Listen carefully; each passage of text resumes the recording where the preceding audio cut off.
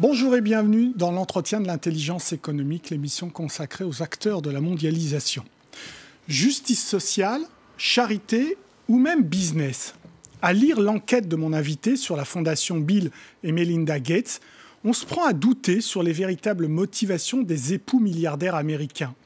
Est-ce vraiment de la philanthropie désintéressée ou un moyen de soutenir les intérêts économiques des multinationales américaines ? La réponse donc avec Lionel Astruc, auteur d'un livre intitulé « L'art de la fausse générosité, la fondation Bill et Melinda Gates », un ouvrage paru aux éditions Actes Sud. Bonjour Lionel Astruc. Bonjour. Alors, dans les premières pages de cette enquête, vous dites et vous reconnaissez qu'il y a quand même un engagement philanthropique de la part des époux Gates. Oui, je crois qu'ils sont de bonne foi et qu'ils ont sincèrement envie de sauver la planète, de réduire les inégalités, etc. Mais parfois, on fait les pires erreurs avec la plus grande bonne foi. Et là, c'est vraiment le cas. C'est-à-dire que si on voulait mal s'y prendre pour réduire les inégalités, on ne ferait pas autrement. Et en réalité, on s'aperçoit qu'au solde de tout compte, le bilan est négatif. Et on fait plus de mal que de bien avec ce type d'initiative et de fondation. Alors, vous faites cette enquête parce que vous en avez marre de l'image des époux Gates dans la presse où on dit que ce sont les sauveurs, ce sont les grands philanthropes de ce siècle.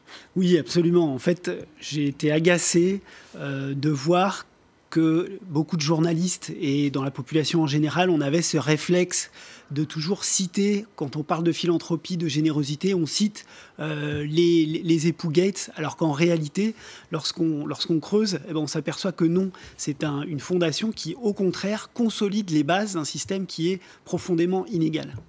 Alors, cette enquête démarre par Gates entrepreneur, vous le prenez carrément au collège, et vous montrez que ce n'est pas un entrepreneur sympathique. Non, c'était vraiment intéressant en fait. J'ai fait cette recherche dans un second temps, d'aller voir dans son enfance, dans sa jeunesse, son adolescence, sa vie étudiante, qui est-ce qu'il était vraiment, et est-ce que vraiment il correspondait à cette image de la success story. Pour moi, c'était l'emblème de la success story. Et en réalité, ce que j'ai découvert, c'est qu'il y avait une grande brutalité dans sa manière de faire des affaires.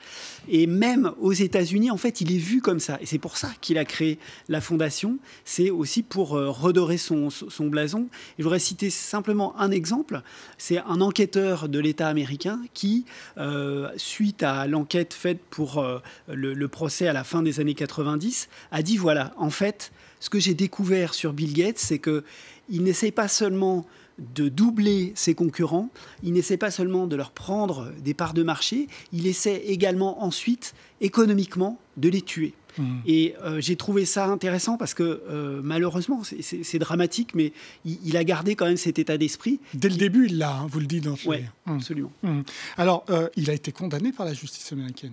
Oui, il a été condamné et surtout, je crois, au-delà de cette condamnation, il a été humilié, en fait. Pourquoi humilié ? Parce que ce procès a été diffusé dans les médias et qu'il a vraiment perdu la face à un moment donné où il ne pouvait pas faire autrement que de reconnaître que son entreprise était déloyale, illégale et finalement malfaisante pour d'autres entreprises. Donc, Microsoft, donc. Voilà, Microsoft. Et donc, à ce moment-là, il a voulu reconstruire une image et il est tellement malin et efficace qu'il a fait une inversion d'image où il est devenu d'un seul coup le plus grand philanthrope de la planète. Donc sa motivation, c'est une motivation d'image, de communication, d'avoir créé la fondation Bill et Melinda Gates ? Non, je ne pense pas qu'on puisse réduire la fondation Bill et Melinda Gates à ce souhait, mais je pense en revanche que c'est vraiment important de voir à quel moment l'idée est née et quel a été en tout cas l'objectif de départ. Alors, on retrouve ces défauts qu'il avait comme entrepreneur, on les retrouve dans la fondation Gates, notamment les conflits d'intérêts. Oui, absolument. Alors ça, c'est vrai que lorsqu'on creuse... Moi, au départ, j'ai trouvé simplement des affaires ponctuelles qui étaient éparpillées et petit à petit, j'ai rassemblé les pièces de ce puzzle. Et effectivement, les conflits d'intérêts, c'est quelque chose de récurrent. Et on s'aperçoit que quand la Fondation engage un programme de lutte contre le sida et le paludisme en Afrique, eh bien, le même laboratoire profite à la fois des fonds de la fondation, fait partie de ce programme, et se trouve également dans le trust qui finance la fondation. C'est-à-dire que à la fondation est adossé un fonds de dotation, et en fait, la fondation ne fait que dépenser les dividendes de ce fonds de dotation. Ouais. Et à travers cet outil, en fait, ce mécano financier se joue des conflits d'intérêts qui sont assez colossaux. Alors, pour que ça soit clair, il y a eu des milliards. Ces milliards-là sont investis dans des entreprises et seuls les dividendes servent à la fondation Gates. Hein, ouais, c'est ça? C'est bien ça. Et le problème, c'est que ce trust qui finance la fondation, en réalité, à travers ses investissements, il encourage les fléaux contre lesquels la Fondation prétend lutter. Alors dites-nous, quels sont ces investissements? Vous les citez même. Ben oui, parce que ça semble tellement étonnant. Enfin, moi les bras m'en tombaient, mais après vérification, le trust de la Fondation Bill et Melinda Gates investit dans l'industrie de l'armement, dans la malbouffe, Coca-Cola, McDonald's, etc., la grande distribution, Walmart, les OGM, mais aussi les énergies fossiles, 1,4 milliard. Dans le pétrole. Dans les combustibles, l'extraction minière, etc. Et donc ça, c'est vrai que c'est inconcevable. Et donc on retrouve une partie de ces gens au sein du conseil de la Fondation. Oui, en fait, c'est aussi, je pense que ce qu'il faut vraiment dire, c'est que ça fonctionne très verticalement et que ce que Bill Gates souhaite, la Fondation et ses filiales à travers le monde l'appliquent. Et quand on parle de telles sommes, à savoir 4,7 milliards d'euros, je crois, de dollars pour l'année 2017, on se rend compte qu'en fait, la Fondation Bill et Melinda Gates est plus puissante que beaucoup de pays et beaucoup d'autres donateurs. Alors ça va loin parce que la Fondation soutient Microsoft en Afrique. Oui. On n'est jamais mieux servi que par soi-même. Non, absolument. Mais en fait, il faut réaliser que dans l'esprit de Bill Gates, c'est pas un problème. En fait, le philanthropocapitalisme, c'est ça. C'est-à-dire, c'est vraiment un rapprochement qui, pour moi, est dangereux, mais pour Bill Gates, semble normal, entre les affaires et cette pseudo-générosité.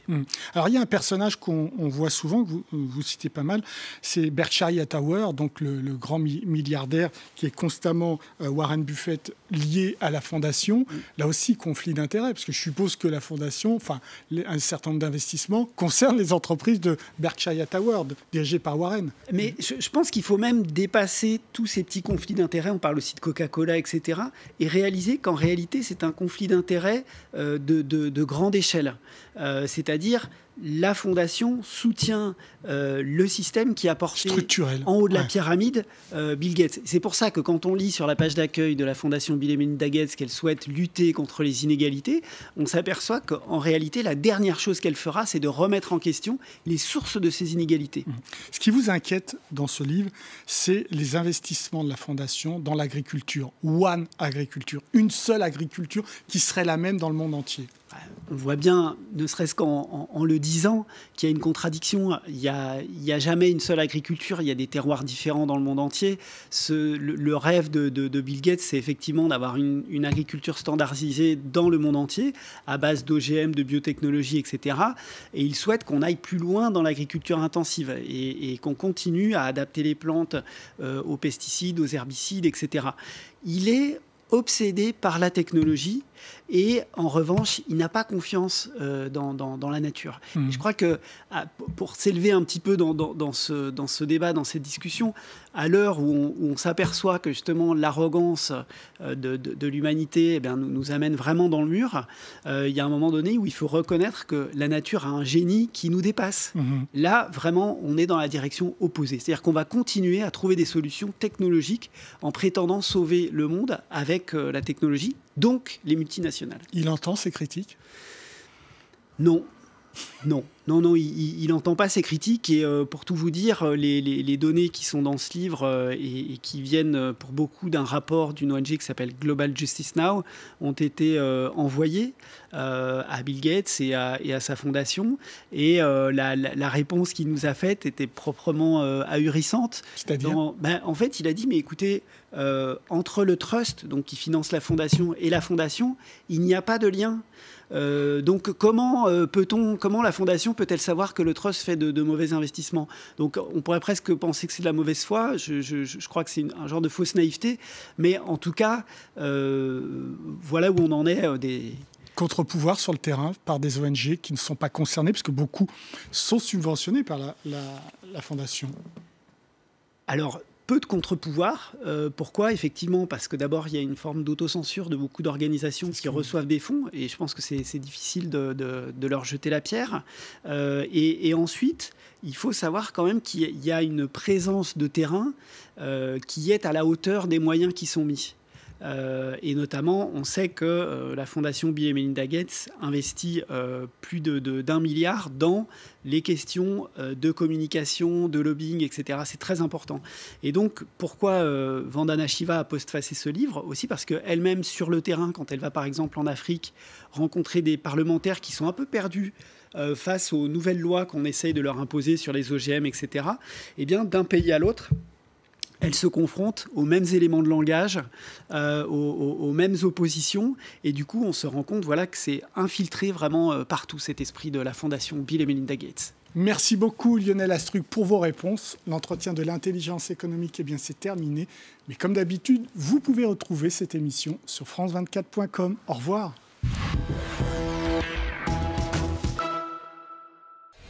France Info et France 24 unissent leurs forces pour une nouvelle émission internationale. Le monde dans tous ses états. Un pays, une actualité, un invité. L'éclairage de nos correspondants et de nos reporters.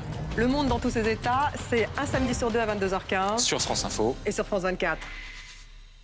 France24.com est disponible en 4 langues. Des articles, des reportages, les informations internationales en continu, toutes nos émissions à revoir et la chaîne en direct 24 heures sur 24.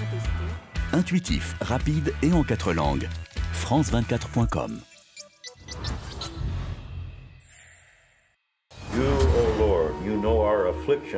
Ô Seigneur, tu connais notre tristesse et notre stupeur face à l'arrogance de notre propre gouvernement. Même si c'est un président républicain qui va le faire construire, j'ai décidé que je ne pouvais pas juste m'asseoir et laisser faire. Nous devrions pouvoir aller et venir en toute liberté, parce que c'est encore les États-Unis ici. De l'autre côté, ne vous détrompez pas, tout est contrôlé par les cartels.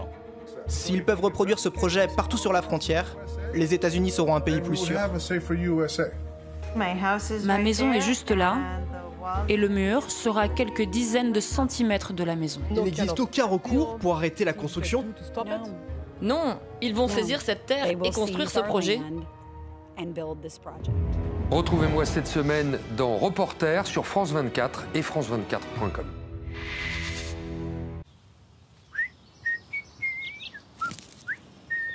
Pour une récolte réussie au potager, regardez la météo avec Gamme Vert.